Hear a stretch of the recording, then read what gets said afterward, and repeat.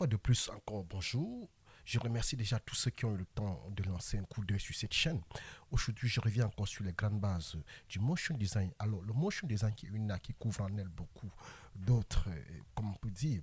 Pour être motion designer, il faut avoir un peu parcouru. Pourquoi? Parce que nous devons d'abord avoir tout d'abord les grandes notions sur la base et la grande base informatique qui est celui d'ouvrir et de fermer nos applications, voire même installer. Et de deux, être à la hauteur d'aller aussi dans ce qu'on appelle le maintenance matériel, c'est-à-dire être capable d'installer un matériel dans son ordinateur ou d'installer un matériel tel que la carte graphique ou encore les barrettes. Et aussi savoir bien acheter son ordinateur parce que pour aller acheter, il faut acheter une machine en fonction de notre, et à notre niveau de production.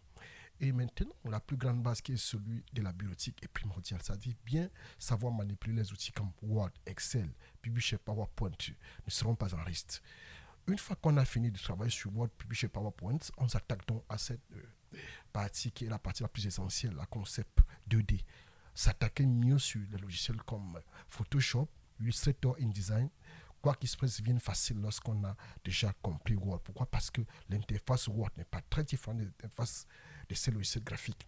Une fois qu'on a fini avec les logiciels graphiques, on s'attaque donc à l'animation. Après qu'on a conçu la 2D, il faut passer maintenant dans un logiciel authoring comme Premiere Pro sur le Windows ou encore Final Cut Pro sur le Mac.